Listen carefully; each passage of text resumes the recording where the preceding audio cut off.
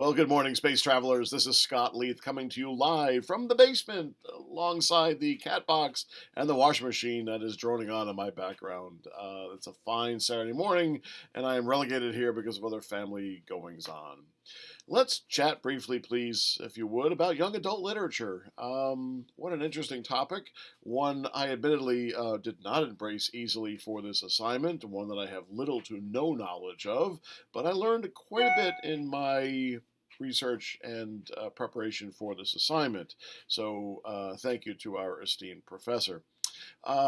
Let's take a quick look at my background as everybody draws their experience and response from.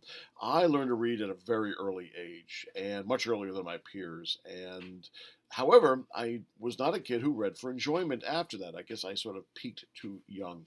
I was sort of force fed, if you would, the old English classics of the 19th century. Old English style of writing, the Rudyard Kipling's Jungle Book and Charles Dickens' Oliver Twist, Alice in Wonderland, and then later in high school, it got a bit easier with the writings of Mark Twain and the adventures of Tom Sawyer, Huckleberry Finn, the 1950s classics, Catcher in the Rye, Lord of the Flies. And these were not initially marketed towards adolescents, but they still managed to attract an adolescent demographic, and this didn't go unnoticed by publishers who began to focus on the emerging adolescent market in the 1970s. And then booksellers and libraries began creating young adult sections that were distinct from children's literature and novels written for adults. Now, moreover, I wasn't a consumer either of the Hardy Boys, Nancy Drew series that pervaded the 20th century. And to then compound as an adult, I don't have my own children. I have two children through step marriage, and they were teens when I was introduced to them. They weren't real big readers of their own, other than, say, Harry Potter. So I feel like I missed an entire generation of contemporary young adult literature and this entire movement. And now that I've been introduced to it, wow, has it changed. Beginning in the 1980s, this young adult literature genre began pushing the envelope in extreme terms. Subject matters dealing with very inappropriate, from my world, content. Books dealing with rape and suicide, parental death, murder, incest. What had previously been deemed taboo in my era was now experiencing rather significant critical and commercial success. Imagine that. Now, personally, I simply cannot, to this day, wrap my head around this evolution, perhaps the eventual devolution. It's hard for me not to rebel against when in my own history, my background, literature, genre, was in this category was filled with adventure, mystery, seeking buried treasure, building forts, playing in the woods, running through streams. Are you with me? But today the topics, gosh, they make what little hair I have left curl. But I do understand that they may be cathartic to the reader. Now, I am familiar with a sub-series that John Grisham has written called Theodore Boone.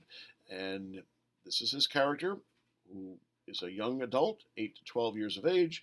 His first novel was called Kid Lawyer. And I got to admit to you, very, very valuable, I think, in terms of helping young children with career guidance.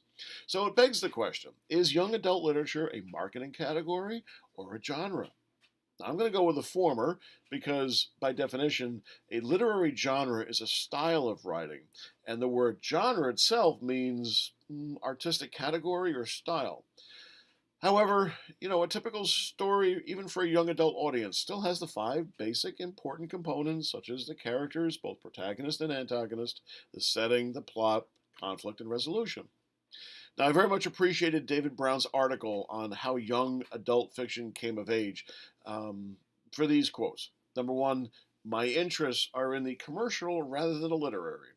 Although there's often an overlap, especially among younger folks these days, there isn't quite the divide between high and low culture that there once was, and I hope we find a happy confluence. Gosh, that statement really resonates. His other quote that I wish to address, he stated, popularity is, of course, not a metric for quality. I think we all know that and realize that. Yet, jumping art forms for a moment, he says, not a Monday passes without a full accounting of the movie theater box office, and this, of course, is part of the inducement of phenomena in popular culture. So, I guess in closing, as the old guy in the group, I'm guessing my views will be quite a lot different from those who came of age during this new period of enlightened young adult readers. I don't have any of my own material of this nature in my current project, but the novel I've chosen for the semester, a Stephen King novel known as Mr. Mercedes, um, he does have a rather formidable character who is a young adult in his late teens, and he provides a very significant supporting role. And but I guess Stephen King and I are kindred spirits. This character embodies the Hardy Boys genre. Okay, so I really enjoy it, and I think you will too as we go forward.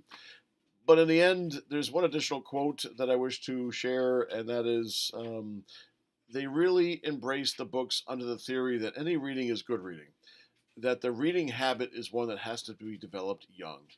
Let's face it, the publishing industry would dry up tomorrow if millennials suddenly abandoned this, along with all the other things they've abandoned, like religion and motorcycle riding, etc. So, thank you for your indulgence. I appreciate your time and attention, and I look forward to our journey throughout this course and semester. Be well now. Bye bye.